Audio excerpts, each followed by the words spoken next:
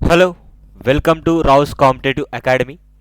ఈరోజు 19th July the Hindu editorial analysis అనేటువంటి చూద్దాం. మోస్ట్ ఇంపార్టెంట్ ఆర్టికల్స్ ఒక 2 తీసుకోవడం జరిగింది.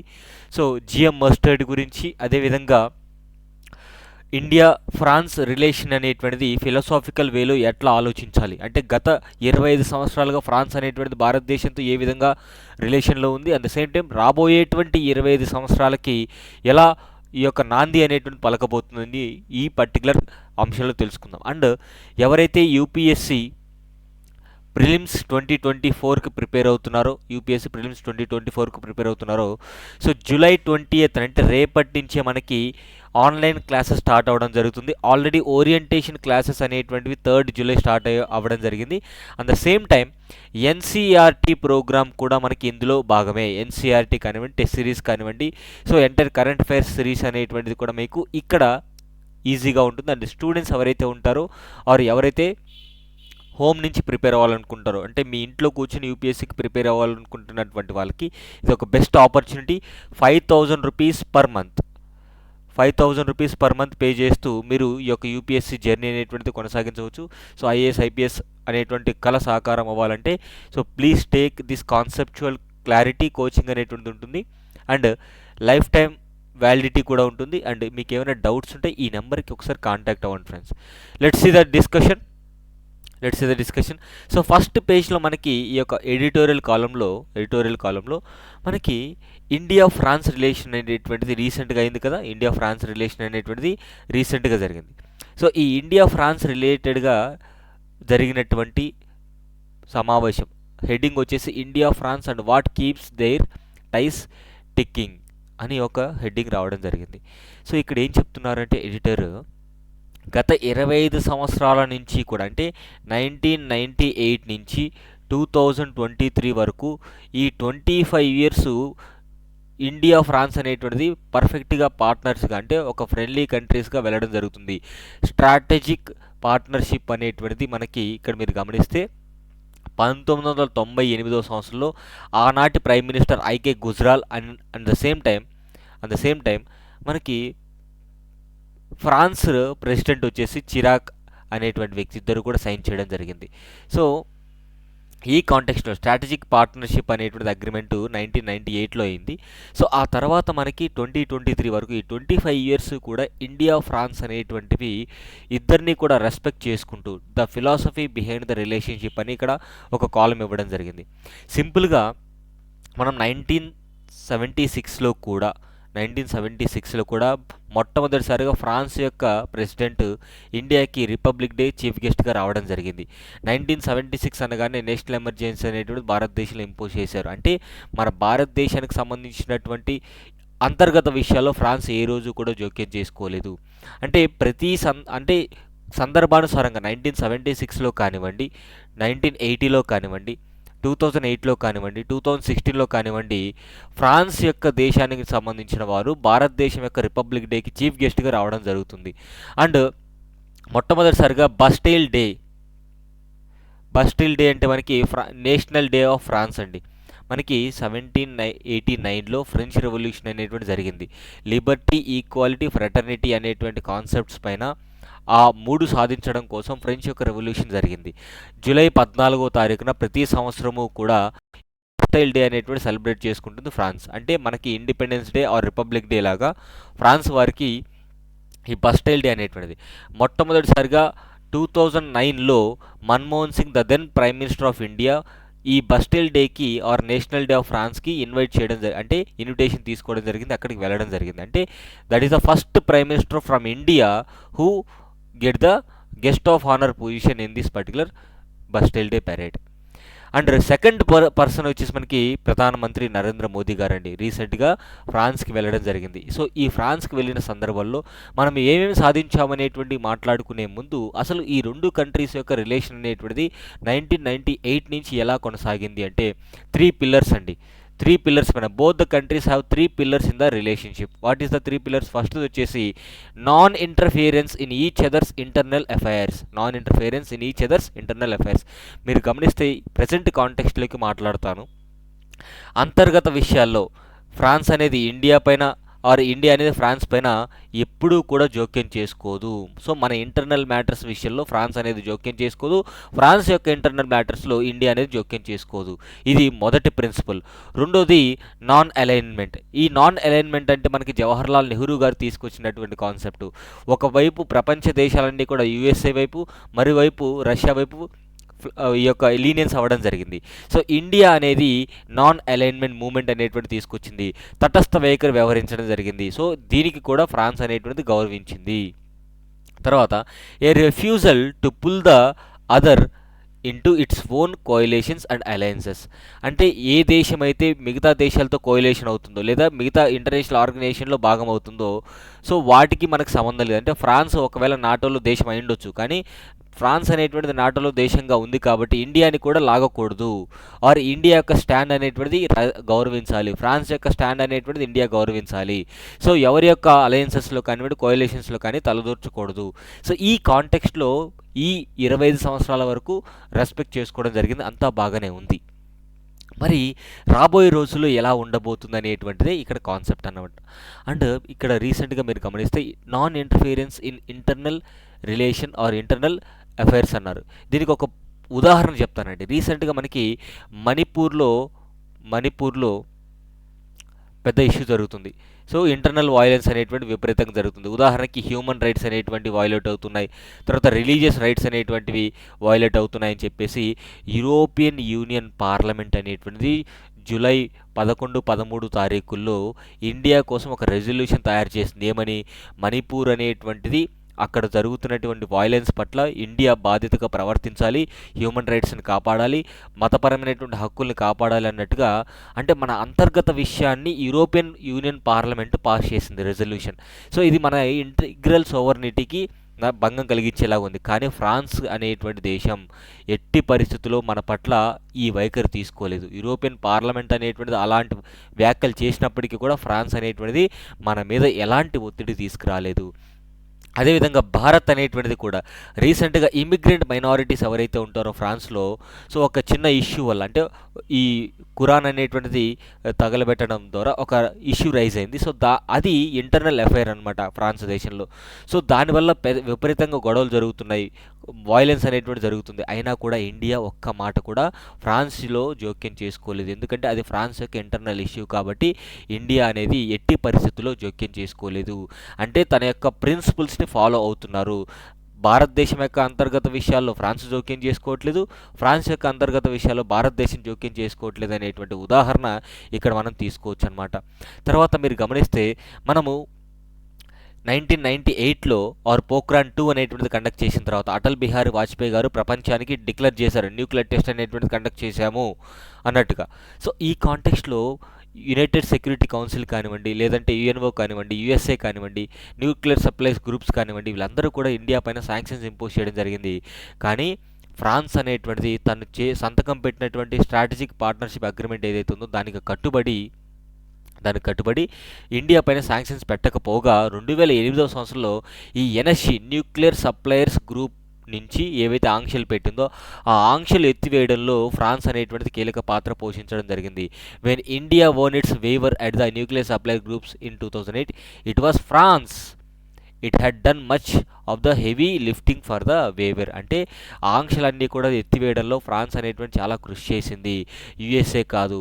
సో అయినప్పటికీ ఇండియా అనేది మొట్టమొదటి న్యూక్లియర్ డీల్ యుఎస్ఏతో పెట్టుకుంది, రెండవ న్యూక్లియర్ డీల్ అనేటువంటిది ఫ్రాన్స్తో మనం సంతకం చేయడం జరిగింది.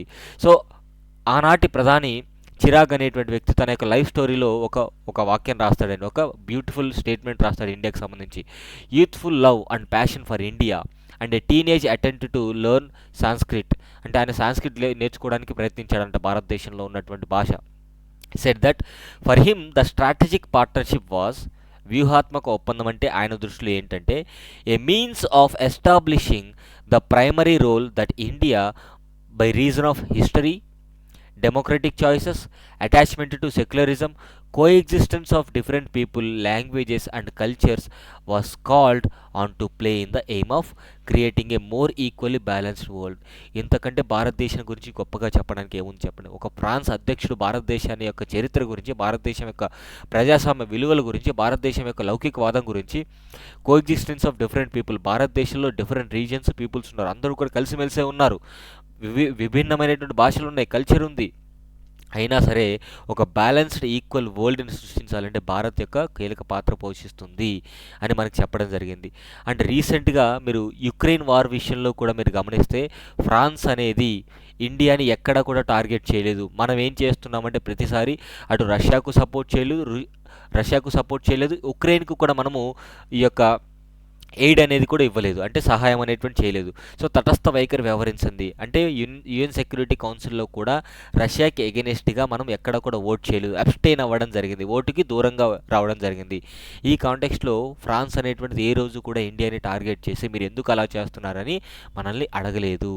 So and in return France అనేటువంటిది రీసెంట్గా నరేంద్ర మోదీ గారిని ఇన్వైట్ చేయడం, నరేంద్ర మోదీ గారు అక్కడ ఇంటర్నల్ ఇష్యూస్ ఉన్నా సరే ఎక్కడ కూడా తగ్గకుండా ఆయన వెళ్ళి సక్సెస్ఫుల్గా తిరిగి రావడం మనకి ఒక మంచి దూరదృష్టి, వే ఫార్వర్డ్ అనేటువంటిది ఈ ఫ్రెండ్షిప్లో కనిపిస్తుంది. స్ట్రాటజిక్ పార్ట్నర్షిప్స్, నాటో ప్లస్లో ఇండియా చేరబోదు అని కంపల్సరీగా ఎక్స్టర్నల్ అఫైర్స్ మినిస్టర్ జయశంకర్ గారు చెప్పడం జరిగింది.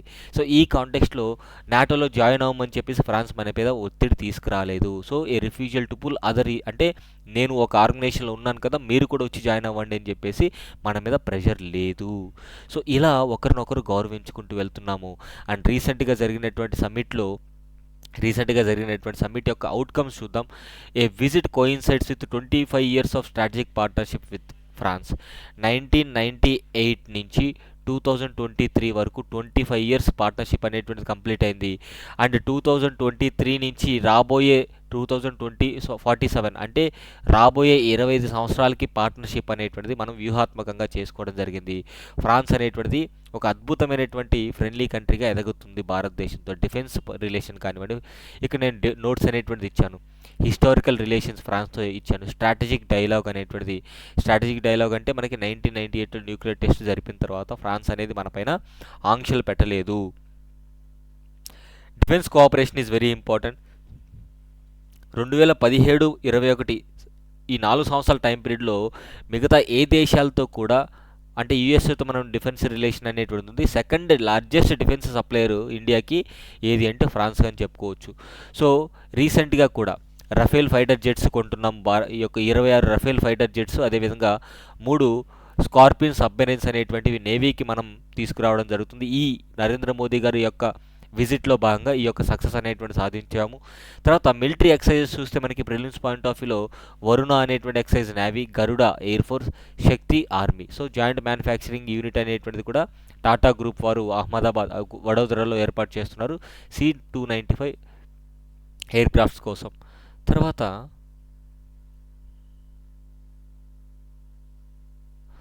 ఎకనామిక్ కోఆపరేషన్ ఫ్రాన్స్ ఇండియా యొక్క ట్రేడ్ రిలేషన్ అనేటువంటిది $12 billion. So 11th largest FDI కంట్రీగా ఆర్ ఎఫ్డిఐ ఇన్వెస్టర్గా ఇండియాలో ఉంది. సో మ్యానుఫ్యాక్చరింగ్లో కానివ్వండి, ఇన్ఫ్రాస్ట్రక్చర్లో డెవలప్మెంట్లో కానివ్వండి ఫ్రాన్స్ తోడ్పడుతూనే ఉంది. And most importantly civil nuclear cooperation. So India and France linked a civil nuclear pact 2008 making France first to have such a agreement after USA. అంటే యుఎస్ఏ తర్వాత మనం ఏ దేశంతో కూడా న్యూక్లియర్ అగ్రిమెంట్ చేసుకోలేదు, అది ఫ్రాన్స్తో మాత్రమే. అంటే ఫ్రాన్స్ అనేటువంటి సెకండ్ కంట్రీ అవుతుంది. సో ఫ్రాన్స్ యొక్క సపోర్ట్ అనేటువంటి ఇండియాలో ఉన్నటువంటి న్యూక్లియర్ ప్లాంట్స్కి కూడా ఉంది. ఇంటర్నేషనల్ ఫోరమ్స్లో కూడా కోఆపరేషన్ ఉంది. ఉదాహరణకి యుఎన్ సెక్యూరిటీ కౌన్సిల్లో పర్మనెంట్ మెంబర్షిప్ మనకి ఇండియాకి ఇవ్వాలి అని చెప్పేసి ఫ్రాన్స్ మొదటగా అడగడం జరిగింది, గట్టిగా ప్రయత్నిస్తుంది. ఎన్ఎస్జీలో కూడా మనకి మెంబర్షిప్ ఇవ్వాలి అని చెప్పేసి ఫ్రాన్స్ బాగా అడుగుతుంది. సో సోలార్ అలయన్స్లో ఫౌండింగ్ మెంబర్ అనమాట ఫ్రాన్స్ అనేటువంటిది. So maritime cooperation, Indo Pacific రీజియన్లో security, open and free trade అనేటువంటి జరపడం కోసం ఇండియా ఫ్రాన్స్ అనేటువంటి తోడ్పడుతూనే ఉన్నాయి.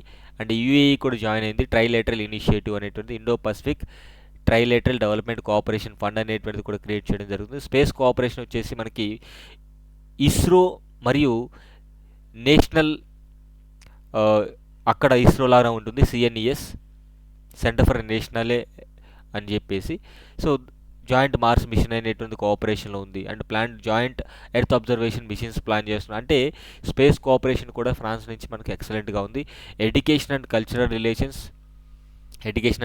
రిలేషన్స్ సో ఇట్లా భారతదేశం అనేటువంటిది ఫ్రాన్స్తో అద్భుతంగా ముందుకు కొనసాగుతూ వెళ్తుంది అని చెప్పుకోవచ్చండి.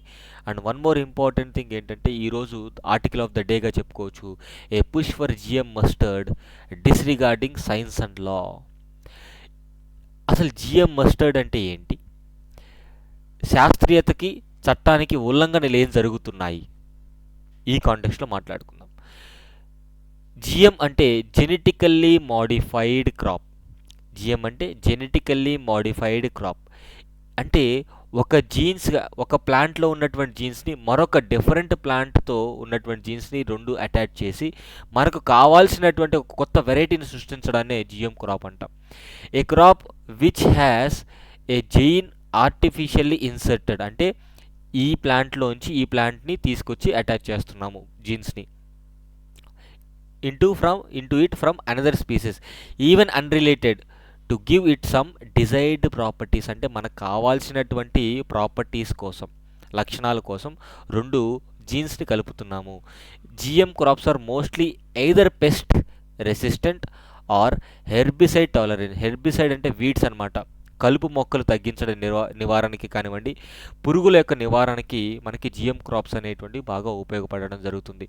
అంటే రెండు జీన్స్ కలిపి ఒక మూడో వెరైటీని తీసుకొచ్చాము అంటే అర్థం ఏంటంటే దీనికి కొత్త రకమైనటువంటి పురుగు త్వరగా పట్టదు, అదేవిధంగా కలుపు అనేటువంటిది కూడా త్వరగా ఈ యొక్క మొలకెత్తదు అనమాట. సో దానివల్ల మనకి క్రాప్ అనేటువంటిది బాగా పండుతుంది. Are there other GM crops in India? ఇక్కడ నో అని ఇచ్చారు, అంటే అదర్ జిఎం ఫుడ్ క్రాప్స్ అని రాయాలి ఇక్కడ, ఫుడ్ క్రాప్స్. సో ఇప్పటి వరకు ఫుడ్ క్రాప్స్ అనేటువంటివి జిఎం క్రాప్స్గా లేవు, అంటే ఏ ఫుడ్ క్రాప్ని కూడా జెనెటికల్లీ మాడిఫైడ్ చేయలేదు ఇంతవరకు, అంటే ఏ ఫుడ్ క్రాప్కి కూడా జెనెటికల్లీ మాడిఫికేషన్ చేయలేదు. బ్రింజాల్కి ట్రై చేశారు కానీ అది ఫెయిల్ అయిందండి. బ్రింజాల్కి ట్రై చేశారు, అది ఫెయిల్ అయింది. రీసెంట్గా న్యూస్లో మస్టర్డ్, ఆవాలు అనేటువంటిది ఈ యొక్క జెనెటికల్లీ మాడిఫైడ్ అప్రైజల్ కమిటీ కూడా జీఈసి జెనెటికల్లీ మాడిఫైడ్ అప్రైజల్ కమిటీ అనేటువంటిది కూడా మనకి అప్రూవ్ చేసిందనమాట ఈ యొక్క జిఎం మస్టర్డ్కి. సో ఈ కాంటెక్స్ట్లో దానివల్ల వచ్చేటువంటి పర్యావరణ సమస్యలేంటి, రైతులకు వచ్చినటువంటి సమస్యలేంటి, అండ్ ఆహార భద్రత గురించి ఏంటి అంటూ మనం ఇక్కడ ఆర్టికల్ చదవబోతున్నాము. అట్ ద సేమ్ టైం ఇంకొక విషయం ఏంటంటే, when did India get its first GM crop? మనకి దాదాపుగా 2002 సంవత్సరంలో కమర్షియల్ క్రాప్ అయినటువంటి కాటన్లో ఈ యొక్క జిఎం అనేటువంటిది ఇంట్రడ్యూస్ చేశాము. బీటీ కాటన్ అంటాం, బోల్గార్డ్ వన్ కాటన్ అనేటువంటిది బీటీ కాటన్ అంటాం. అంటే కమర్షియల్ క్రాప్కి ఇంట్రడ్యూస్ చేసాం తప్ప ఫుడ్ క్రాప్కి ఇప్పటి వరకు అప్రూవల్ అనేటువంటిది ఇవ్వలేదు. రీసెంట్గా ఈ యొక్క మస్టర్డ్ క్రాప్కి అప్రూవల్ ఇవ్వడం జరిగింది. సో ఈ కాంటెక్స్ట్లో వచ్చేటువంటి సమస్యల గురించి ఈ ఆర్టికల్ ఇవ్వడం జరిగింది. తర్వాత మనకి ఈ బీటీ కాటన్ అనేది ఇంట్రడ్యూస్ చేశారు. బీటీ కాటన్ ద్వారా వచ్చినటువంటి నష్టాలు కూడా చెప్తాను. See here, a push for GM mustard disregarding science the law. ఇక్కడ ఏం చెప్తున్నారంటే, సుప్రీంకోర్టు కూడా a determined battle by environmentalist in the Supreme Court of India against Delhi University genetically modified herbicide tolerant HD mustard. GM mustard అంటాం. ఈ GM మస్టర్డ్ని ఉద్దేశించి మనకి genetically modified appraisal committee అనేటువంటిది కూడా అప్రూవ్ చేసింది. యాక్చువల్గా ఏం జరిగింది అంటే, మొట్టమొదటిసారిగా భారతదేశంలో ఫుడ్ క్రాప్స్ అయినటువంటి జిఎం మస్టర్డ్కి జెనెటికల్లీ మాడిఫికేషన్ అప్రూవల్ ఇచ్చేయడం జరిగింది. ఇది ఇంకా ఇంప్లిమెంటేషన్లోకి రాలేదు.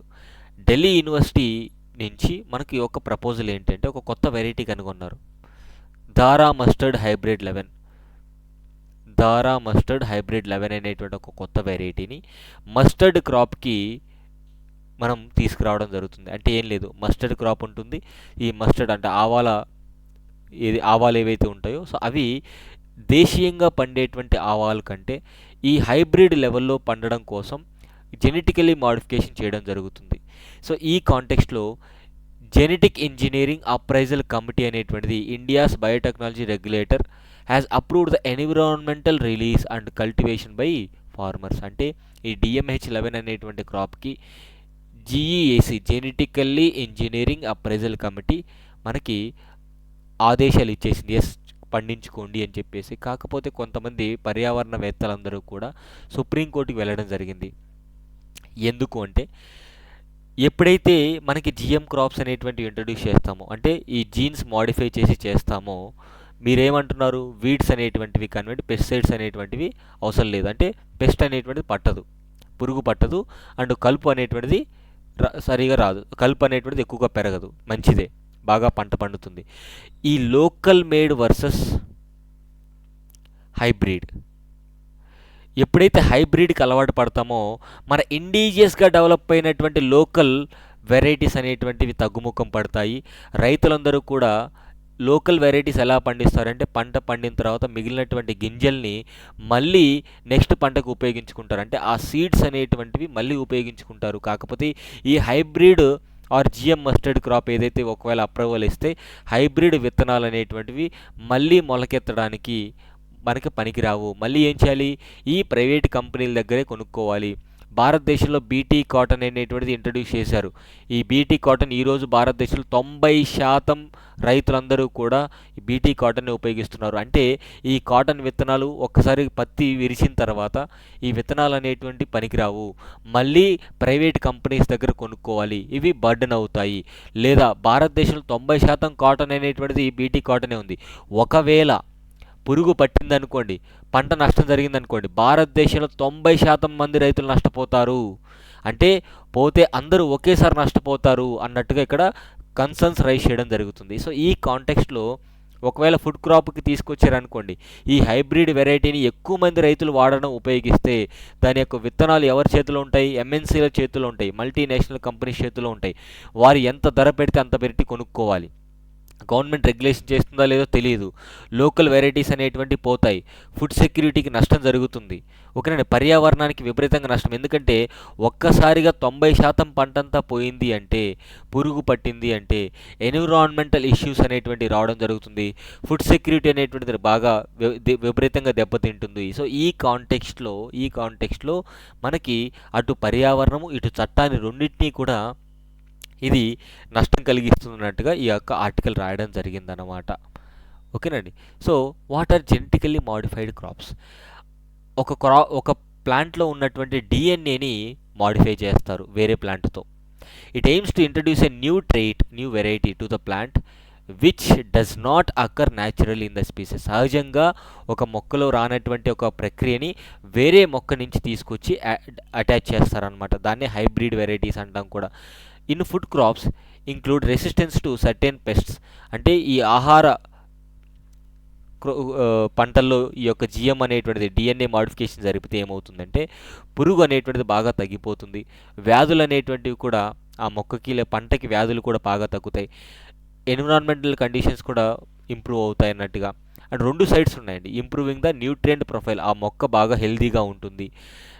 నాన్ ఫుడ్ క్రాప్స్లో ఏమవుతుందంటే non food crops include production of pharmaceutical agents కానివ్వండి, బయోఫ్యూయల్స్ కానివ్వండి, నాన్ ఫుడ్ క్రాప్స్ అయితే ఇండస్ట్రియల్ యూస్ఫుల్ గూడ్స్ కానివ్వండి. సో ఇట్లా బయో రిమేడియేషన్ అనేటువంటి క్రాప్స్ అనేటువంటి కూడా మనం బాగా పండించుకోవచ్చు. More than 10% of the world crops lands has been planted with GM. ప్రపంచంలో దాదాపుగా 10% పంటలన్నీ కూడా GM క్రాప్స్తో ఉన్నాయి అని చెప్పడం జరుగుతుంది. Arguments in favour of GM crops, against GM crops ఒకసారి చూద్దాం. It can address challenges of food security. So GM crops introduce చేయడం ద్వారా మనకి ప్రొడక్టివిటీ బాగా పెరుగుతుందన్నమాట. ఉత్పాదకత బాగా పెరుగుతుంది, హైల్డ్ అండ్ ఇన్కమ్ బాగా వస్తుంది రైతులందరికీ కూడా. It reduces the use of pesticides, herbicides, అంటే కలుపుకి మనకి మందు ఈ యొక్క స్ప్రే చేస్తారండి, కలుపు అంతా కూడా చచ్చిపోవడం కోసం. సో అవి కూడా బాగా తగ్గిపోతాయి, ఫెర్టిలైజర్స్ యూజ్ తగ్గుతుంది, పెస్టిసైడ్స్ తగ్గుతాయి. కాబట్టి ఎన్విరాన్మెంటల్లో మనకి కెమికల్ అంతా కూడా ఉండదు, కాబట్టి ఎన్విరాన్మెంట్ అనేటువంటిది సేఫ్ గార్డ్ అవుతుంది. It can with stand the challenges of climate change. ఎలాంటి వాతావరణ మార్పులు వచ్చినా సరే ఆ పంట బాగా దృఢంగా ఉంటుంది. India's climate specific crops can be made. అంటే భారతదేశ వాతావరణానికి తగ్గట్టుగా, శీతోష్ణ స్థితికి తగ్గట్టుగా పంటలు అనేటువంటి రూపొందించుకోవచ్చు మనకు నచ్చినట్టుగా. Example spectacular success of BT cotton success అయింది, కానీ ఒకవేళ ఫెయిల్యూర్ అయితే 90% మంది రైతులు నష్టపోతారు. Can cause long term consequences of human health, అంటే లాంగ్ రన్లో జిఎం క్రాప్స్ అనేటువంటివి మనిషి యొక్క ఆరోగ్యం పైన దెబ్బతీయడం జరుగుతుంది. As they are self replicating organisms, thus can cause genetic contamination of the environment.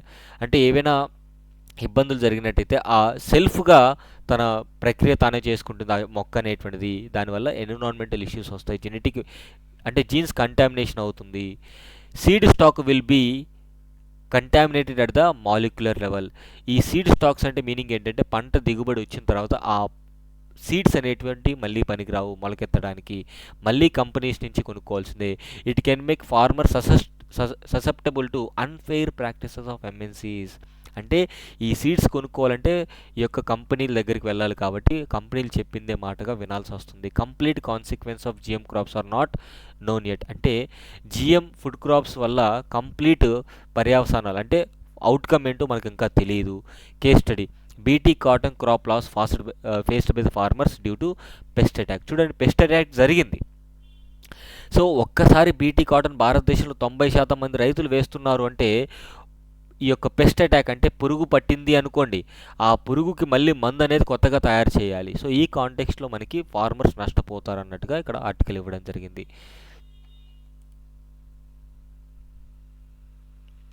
So benefits of GM crops already చెప్పాను, ఇప్పుడు ఆల్రెడీ డిస్కస్ చేసాము ఇవన్నీ కూడా, న్యూట్రిషన్స్ ఇవన్నీ కూడా. తర్వాత drawbacks with GM crops. Drawbacks ఏంటి, నష్టాలు ఏంటి? Can cause unpredictable side effects. చెప్పలేం, కలుపు అనేటువంటిది పట్టదు అని చెప్తున్నాం, కానీ ఒక్కసారిగా ఏదైనా తేడా జరిగి కలుపు అనేది విపరీతంగా వచ్చిందనుకోండి, నష్టం మొత్తం కూడా పంటకైనా జరుగుతుంది.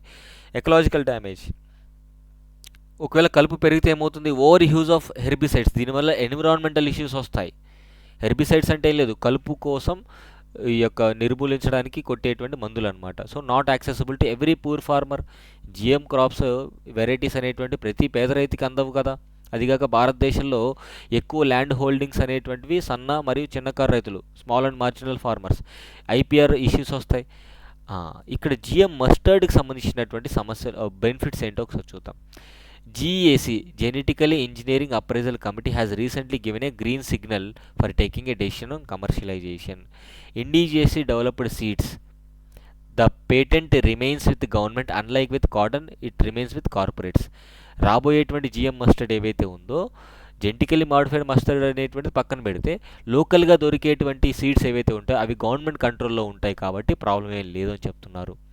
India plans for food fortification to achieve SDG, sustainable development గోల్స్లో భాగంగా ఆహార భద్రత అనేటువంటిది అందరికీ కల్పించడం కోసం ఈ యొక్క జిఎం క్రాప్స్ అనేటువంటివి ఫుడ్ క్రాప్స్లో కూడా ఇంట్రడ్యూస్ చేస్తున్నారు. This will help to achieving goals. Yields are expected to rise, అంటే దిగుబడి 30% కంటే పెరుగుతుంది. 100 బస్తాలు పండుతుంటే 130 పండుతాయి ఇప్పటి నుంచి. So India imports 15 million tons of edible oils worth 11 billion annually. దాదాపుగా 1,00,000 కోట్ల మేర మనము ఆయిల్ అనేటువంటిది ఇంపోర్ట్ చేసుకుంటున్నాం. ఎడిబుల్ ఆయిల్ అంటే ఆహారానికి ఉపయోగపడేటువంటి ఆయిల్ అనమాట. సో మస్టర్డ్ ఆయిల్ ప్రొడక్షన్ అనేటువంటిది ఈ క్రాప్ ద్వారా మనకి ఫారిన్ రిజర్వ్స్ అనేటువంటి బాగా తగ్గడం జరుగుతుంది. అంటే ఫారిన్ రిజర్వ్స్ అనేటువంటివి మనము సేఫ్ గార్డ్ చేసుకోవచ్చు. మస్టర్డ్ ఆయిల్ అనేటువంటిది కూడా ఇంపోర్ట్ చేసుకుంటాం. ఒకసారి జిఎం మస్టర్డ్ సక్సెస్ అయింది అంటే మిగతా క్రాప్స్లో కూడా జిఎం క్రాప్స్ అనేటువంటి ఇంట్రడ్యూస్ చేస్తారు. ప్రొడక్టివిటీ పెరుగుతుంది, దిగుబడి పెరుగుతుంది, కాబట్టి ఆహార భద్రత అనేటువంటిది ఉంటుంది. ఇతర దేశాలపైన మనము ఆధారపడక్కర్లేదు అన్నట్టుగా ఈ యొక్క ఆర్టికల్ చెప్పడం జరుగుతుంది. అండ్ ఫ్రెండ్స్, ఎవరైతే గ్రూప్ 2కు ప్రిపేర్ అవుతున్నారో మీరందరూ కూడా గ్రూప్ 2కి ప్రిపేర్ అవుతూ ఉంటారు. అండ్ ఏపీపీఎస్సి నుంచి గ్రూప్ 2 నోటిఫికేషన్ వస్తుంది అంటున్నారు. అండ్ ఈ రావడం అనేటువంటిది నేను అనుకోవడం ఆగస్ట్ ఎండింగ్ కానీ సెప్టెంబర్లో వచ్చేటువంటి అవకాశం ఉంది. ఆగస్ట్ కానీ సెప్టెంబర్ కానీ. సో ఈలోపు మీరు టెస్ట్ సిరీస్ అనేటువంటిది ప్లాన్ చేసుకోండి. ఎందుకంటే సబ్జెక్ట్ అనేటువంటిది అందరికీ వచ్చు, రాని సబ్జెక్ట్ అనేటువంటిది క్లారిటీ లేని వాళ్ళు ఆర్ గ్రూప్ 2కి సంబంధించినటువంటి ఫుల్ కోర్స్ తీసుకోవాలంటే, full course in the sense ప్రిలిమ్స్కి, మెయిన్స్కి, టెస్ట్ సిరీస్ అన్నీ కలిపి మనకి ఆర్సీఏ రావుస్ కాంపిటేటివ్ అకాడమీ యాప్లో ఉంటుంది. You can download. Live plus recorded అండి, live plus recorded. Daily live classes ఉంటాయి అండ్ ఆటోమేటిక్గా రికార్డ్ అవుతుంది, కాబట్టి మీరు ఎప్పుడైనా క్లాస్ చూసుకోవచ్చు. యాప్ అనేటువంటిది గూగుల్ ప్లే స్టోర్ నుంచి డౌన్లోడ్ చేసుకోండి ఫ్రెండ్స్. అండ్ యాప్ స్టోర్ ఏదైతే ఉందో మనకి అక్కడి నుంచి కూడా డౌన్లోడ్ చేసుకోవచ్చు. కమింగ్ టు టెస్ట్ సిరీస్, మీకు సబ్జెక్ట్ అనేటువంటిది ఎంత బాగా అవగాహన ఉన్నప్పటికీ కూడా మంచి విషయమే. కానీ దాన్ని ఏ విధంగా క్వశ్చన్ అడుగుతున్నారు అని తెలుసుకోవాలి. అది కంపల్సరిగా కాంపిటేటివ్ ఫీల్డ్లో ఉన్నప్పుడు మనము మెయిన్గా దాని మీద బాగా ఫోకస్ చేయాలి. ఎందుకంటే క్వశ్చన్ ఎలా ఉంది, దాన్ని ఎలా ఎలిమినేట్ చేస్తున్నాము, లేదా ఎలా గ్రహిస్తున్నాం ఆన్సర్ని, ఈ టెస్ట్ సిరీస్ అనేటువంటి మీకు ఆ విధంగా ఉపయోగపడతాయి. ఒకవేళ మీరు టెస్ట్ సిరీస్ రాసిన తర్వాత మీకు సందేహాలు ఉన్నట్టయితే మీరు రాసినటువంటి టెస్ట్ యొక్క వీడియో ఎక్స్ప్లెనేషన్ ఉంటుంది. ఉదాహరణకి మీరు ఇండస్ వ్యాలీ సివిలైజేషన్ పైన 30 క్వశ్చన్ల టెస్ట్ రాసి ఉంటారు.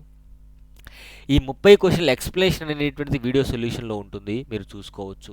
అంటే మీకు టెస్ట్ ఆన్సర్కి మాత్రమే కాదండి, ఎక్స్ప్లెనేషన్ మాత్రమే కాదు, వీడియో ఎక్స్ప్లెనేషన్ ఫ్యాకల్టీ ద్వారా ఉంటుంది. అలాగా మనకి 200 టాపిక్ వైజ్ టెస్టులు ఉంటాయి, 55 సబ్జెక్ట్ వైజ్ టెస్టులు ఉంటాయి, అండ్ 10 ఫుల్ లెంత్ మాక్ టెస్టులు అన్నీ కూడా దాదాపుగా 260 ఫుల్ లెంత్ ఆ 260 వీడియో ఎక్స్ప్లెనేషన్ అనేటువంటిది ఉంటుంది. సో దట్ మీకు ఒక క్లారిటీ అనేది వస్తుందన్నమాట. So Rao's competitive academy app అనేటువంటిది ప్లే స్టోర్ నుంచి డౌన్లోడ్ చేసుకోవచ్చు.